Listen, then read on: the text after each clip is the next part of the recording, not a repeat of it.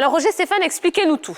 Allez, l'actu va s'intéresser aujourd'hui à la CAN 2023 et notamment sur les différents stades ivoiriens qui doivent abriter la compétition. Grosse peur en ce moment sur justement la livraison de ces stades ivoiriens qui vont abriter la CAN de 2023. Quel est l'état actuel de l'avancement des travaux? Explication.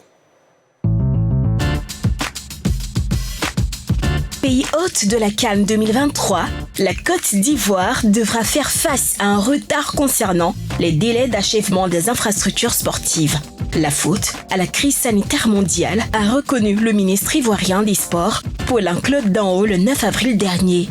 Le stade d'Ebimpe, dont la livraison était annoncée pour le premier trimestre de cette année, connaîtra un contretemps, étant donné que l'expertise extérieure, notamment chinoise, ne peut entrer en Côte d'Ivoire à cause des mesures prises pour lutter contre la propagation du Covid-19. Les travaux de réhabilitation du stade Félix Houphouët-Boigny, qui devraient également démarrer au cours de ce mois d'avril, devront se résoudre à un nouveau calendrier à cause de la situation qu'impose le coronavirus. Par contre, l'appel d'offres pour cette œuvre devrait être connu au mois de mai 2020. Quoi qu'il en soit, le ministre des Sports, au-delà de sa volonté de respecter les délais, priorise la lutte contre le coronavirus avant toute autre mission. Un choix compréhensible qui chamboule tout le programme qui prévoyait la livraison de certains stades avant la fin de l'année 2020. Les retards évoqués par le ministre des Sports concernent également les stades de Bouaké, de Yamoussoukro, de San Pedro et de Korogo. Ouais, une situation pas très évidente qui suscite quand même une grande question que je vous pose tout de suite d'ailleurs. Est-ce qu'il faut s'inquiéter pour les travaux de construction des infrastructures pour la CAN 2023 à cause du Covid-19? Oui ou non? Sur la page Facebook de la 3, également en plateau, on utilise les petites ardoises. Est-ce qu'on doit s'inquiéter pour les travaux de construction des infrastructures pour la CAN 2023 qui aura lieu, comme on le sait tous, ici en Côte d'Ivoire? On y va. Donc Aristide Bancé, vous avez dit oui. Un petit oui, hein. Un petit oui. C'est un oui, en tout cas, c'est un oui. J'ai du oui, j'ai du non. Alors Aristide, pour vous, il faut s'inquiéter. Ouais, pour moi, je pense que c'est la santé d'abord. Voilà, c'est la santé d'abord. Je pense que, voilà, et on espère que, voilà, cette maladie va être gérée, voilà, le plus vite possible. Voilà, on voit que le monde actuellement est arrêté. Voilà, tout le monde est inquiet. Donc, moi, je pense que tant que ce n'est pas encore stable, il n'y a pas le football, quoi.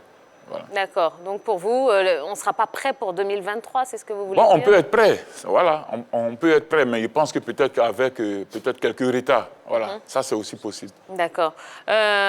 Roger Stéphane? Oui, les travaux ont été décalés juste pour 2 mois.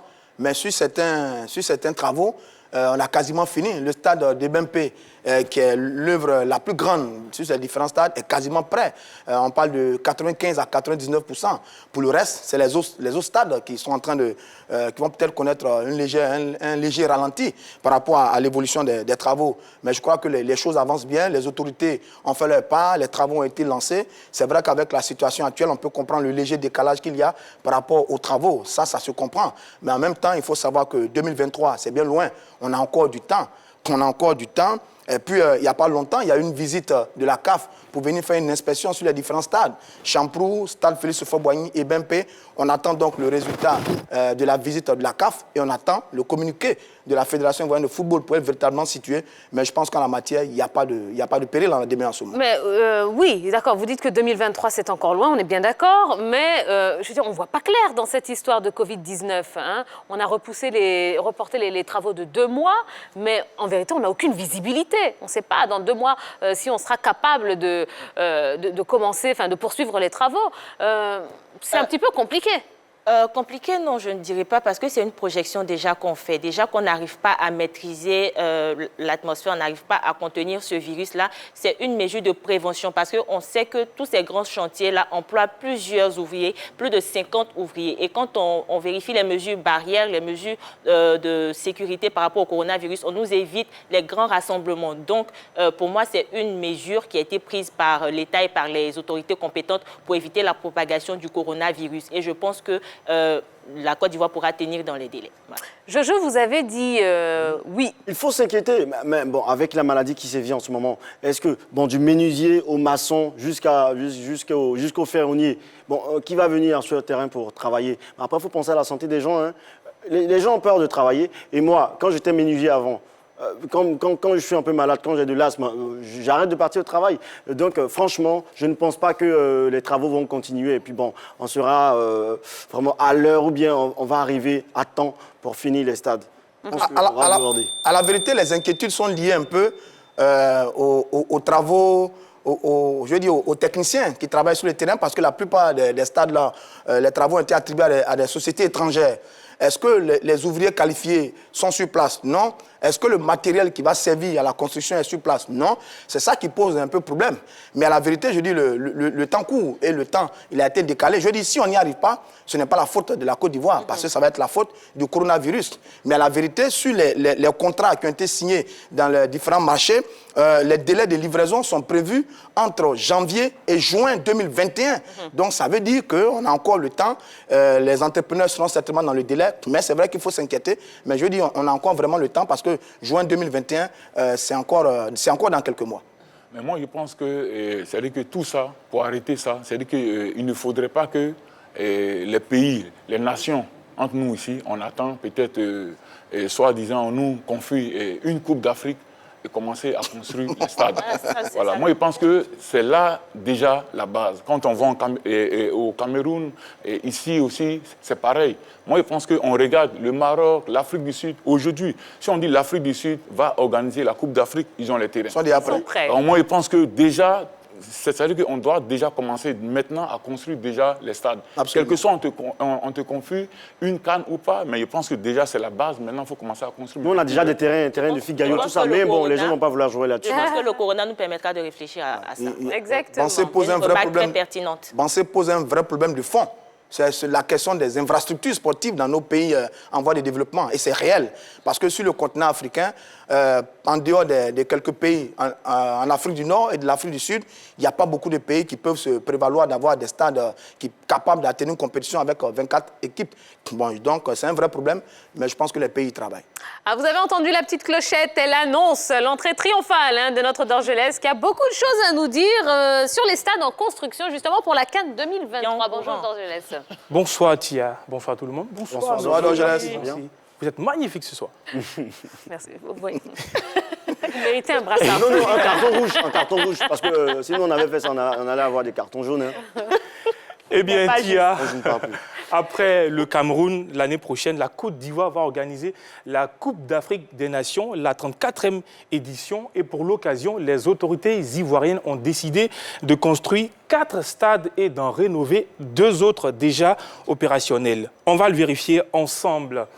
Le premier stade à réhabiliter, c'est le stade Félix Houphouët-Boigny. 35 000 places, elle passera à 50 000 places. Le stade de la Paix de Bouaké, au centre du pays, passera de 25 000 à 40 000 places. Des stades en construction, le stade d'Ebempe, 60 000 places, le plus grand du pays. Les stades de Korogo, les stades de San Pedro et de Yamoussoukro, 20 000 places. Les autorités ivoiriennes veulent tout simplement être prêtes au plus tard fin 2021. Merci beaucoup. Alors, on n'aura pas beaucoup de difficultés sur les 3 premiers stades. Le stade Félix Houphouët-Boigny, le stade de Bouaké et le stade de Bempé, qui sont quasiment déjà là. Il va falloir faire des travaux. Et Bempé est quasiment prêt. C'est par contre sur le stade du Poro à Korogo, le stade du Seweke à San Pedro, et puis le dernier qu'on a ajouté, qui est le stade de Yamoussoukro, qui n'était pas sur la liste parce qu'à l'époque, on avait la CAN. Quand on avait l'organisation de la CAN, on était à 16 équipes. Là, on est passé à 24, donc on a ajouté le stade de Yamoussoukro. C'est sur ces 3-là qu'il faut s'inquiéter. Mais je pense que les autorités ont pris conscience de la situation bien plus que nous.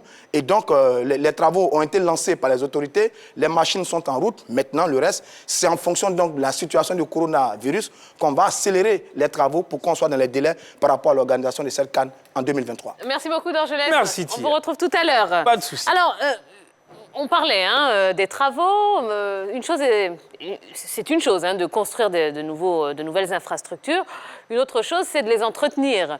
Alors, quelles seraient les solutions, selon vous, pour justement les entretenir un maximum, pour préserver ces stades et puis aussi faire en sorte qu'ils ne servent uniquement qu'au sport et aux sportifs, finalement. Aristide Bancé. Bon, moi, je pense que tout simplement, parce que ici, voilà. Et on a l'habitude peut-être de prendre les stades. Voilà, c'est-à-dire qu'un bon terrain gazonné, peut-être qu'il va se transformer en un concert.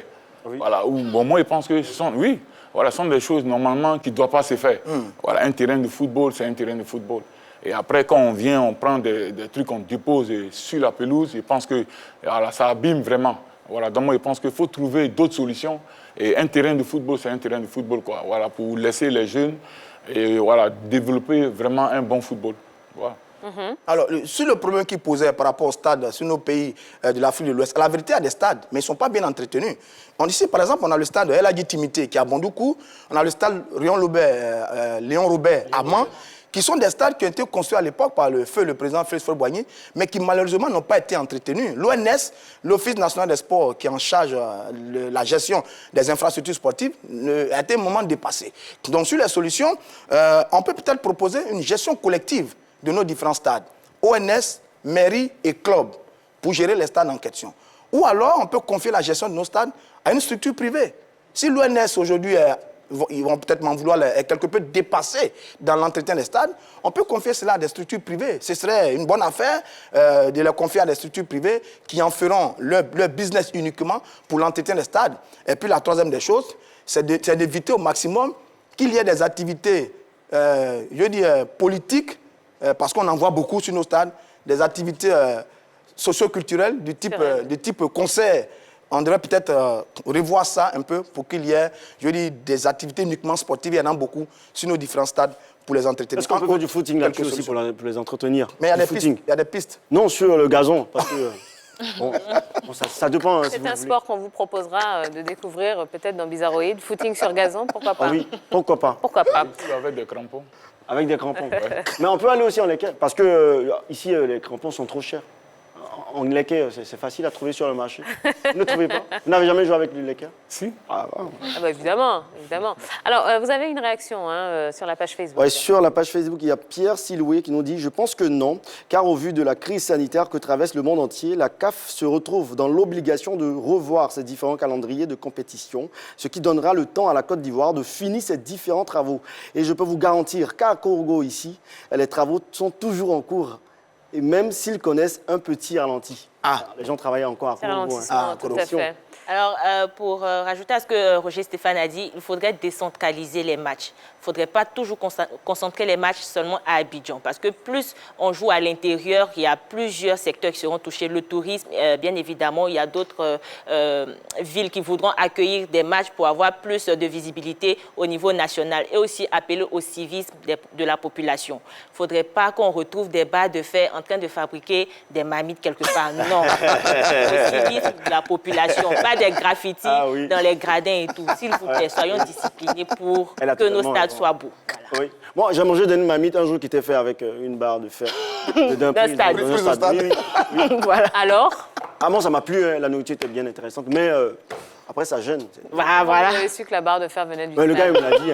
Ah, c'est le gars, d'accord. Très bien. OK, allez, voilà ce qu'on pouvait dire concernant donc, ces infrastructures, cette CAN 2023, qui nous semble un petit peu loin, mais finalement, ça arrive quand même très, très rapidement. Oui, ça va vite arriver. On est à moins de 2 ans maintenant. Exactement. 2023. Bon, allez. On va y arriver. On y croit. Alors, Aristide Bancé, vous avez connu 2 clubs au Burkina, si je ne me trompe, donc Santos FC et puis l'Union sportive des forces armées. 4 clubs ici en Côte d'Ivoire, dont le dernier était la SEC Mimosa. Ça a fait grand bruit d'ailleurs. Est-ce qu'il vous est passé par la tête de jouer pour les éléphants, honnêtement? Bon, moi, en tout cas, je me rappelle, quand j'étais à Ouaga, d'abord, j'ai joué ici le championnat avec RFC Daoukro. Et ensuite, passé par le championnat burkinabé, qui est mon pays. Et après, quand je suis arrivé à Lokeren, Lokeren, c'est une équipe belge de première division, là où je suis allé trouver les Irrépatrices, Doba Lezou, enfin, c'était des Ivoiriens, voilà, avec aussi des Burkinabés. Et moi, j'ai reçu 2 convocations. Voilà, 2 convocations. Et là, j'étais en junior.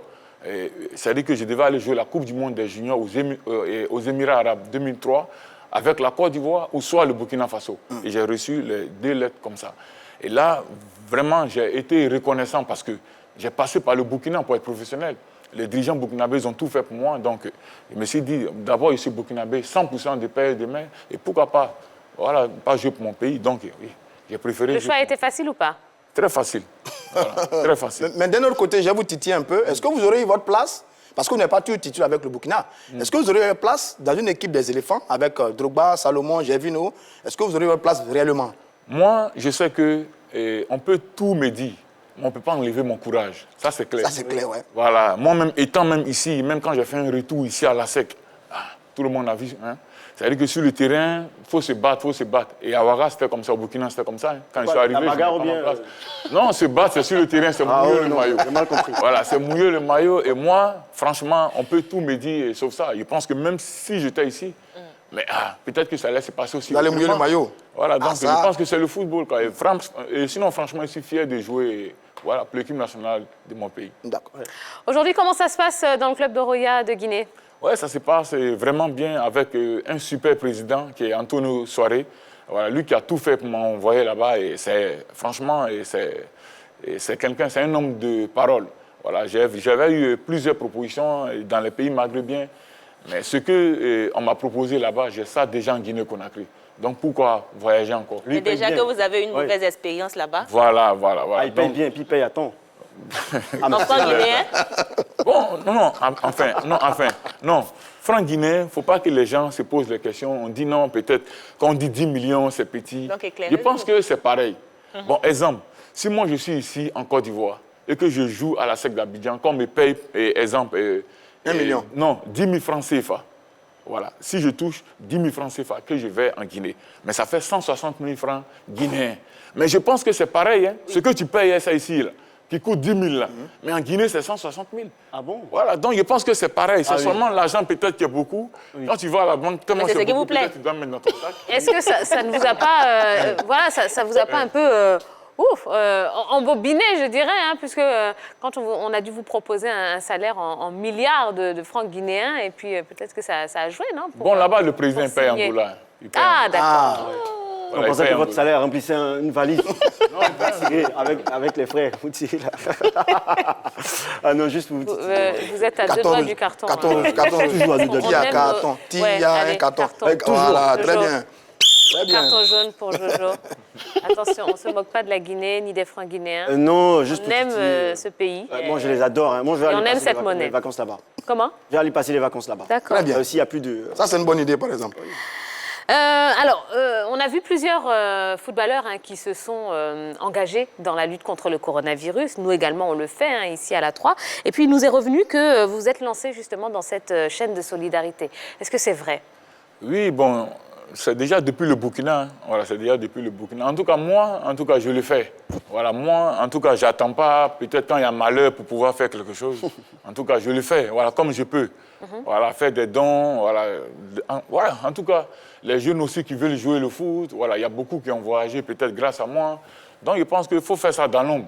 Voilà, je pense que, voilà, à travers cette maladie aussi, on ne va pas aussi chercher non. Voilà, venir faire des dons ici et puis dire oh non, on a fait ça, on a fait ça. Je pense que, en tout cas, c'est de tout faire quand même pour aider l'Afrique, quoi, pour que cette maladie puisse nous laisser. Alors, vous disiez tout à l'heure que vous avez aidé des jeunes à voyager. Est-ce que vous préparez une reconversion en tant que manager de joueurs? Bon, moi, en tout cas, depuis quand j'étais petit, en tout cas, j'aimais le football. Voilà, j'aimais le football et j'étais déjà formateur étant jeune. Voilà, il y a beaucoup de jeunes qui sont passés par moi.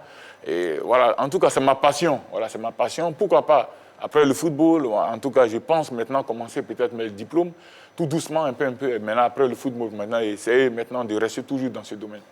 Bansé, où est-ce que vous avez enlevé ce grand cœur? Vous êtes un joueur très généreux, on parle beaucoup de vous. Vous vous battez pour une meilleure intégration des joueurs africains au nord du continent. Vous publiez un post où vous recherchez pour être reconnaissant une prostituée qui vous aurait aidé par le passé. Où est-ce que vous enlevez ça? Où vous avez enlevé ça, ce bon cœur que vous avez là, Bansé? Bon, moi, je pense que chacun a sa façon. Hein. Voilà, chacun a sa façon. Je pense que moi, en tout cas, voilà, j'aime peut-être aider celui qui veut progresser. Voilà, en tout cas, on ne peut pas aussi aider celui qui ne veut pas peut-être aller de l'avant. Voilà, donc moi, je pense que depuis tout petit, c'est comme ça. Et donc, j'ai grandi avec des enfants. Voilà, j'ai grandi avec des enfants. Quand j'avais 17 ans, je me promenais avec des enfants même de 8 ans, de 9 ans. Et même quand j'arrive à Williamsville, c'est toujours des enfants qui sont autour de moi. Voilà, donc c'est cette mentalité-là que j'ai gardée. Voilà, en tout cas, les enfants, ils aiment dire la vérité, ils aiment partager. Voilà, donc moi, je pense que, bon, peut-être que c'est en restant avec eux que, voilà. Bien, bravo.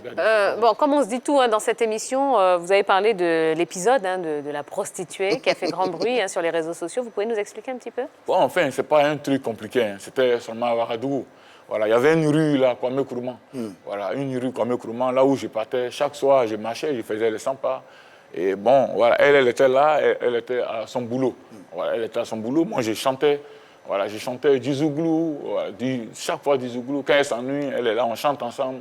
Bon, voilà, quand elle doit partir, elle doit me laisser. Elle va me laisser peut-être 2 minutes. Elle va dire, tiens, ça, tu dois manger. Bon, enfin, maintenant, après, quand j'ai été professionnel, elle me voyait peut-être depuis de loin. Mais peut-être qu'elle avait peur, si elle rentre sur ma page Facebook, bon, peut-être que je lui ai dit non, je ne la connais pas. Voilà, donc j'ai fait ce poste-là comme ça. Voilà, donc quand elle fait ce poste, aujourd'hui elle est aux États-Unis. Waouh. Voilà, elle est aux États-Unis aujourd'hui, elle a son foyer là-bas. Oui. Bon, voilà, donc je pense que pour moi en tout cas, c'est quelque chose de bien, mais on ne s'est pas encore vu physiquement. Mais vous parlez? Oui, on ne s'est pas très c'est bien. Mais bon, on ne s'est pas encore vu, mais je pense qu'un jour va venir qu'on... D'accord. Belle histoire, hein? Très belle histoire, très belle histoire. Allez, si vous avez des questions à poser à Aristide Bansé, vous savez, ça se passe évidemment comme tous les soirs sur la page Facebook de la 3. N'hésitez pas, un homme au grand cœur et un homme qui n'a pas peur de dire la vérité.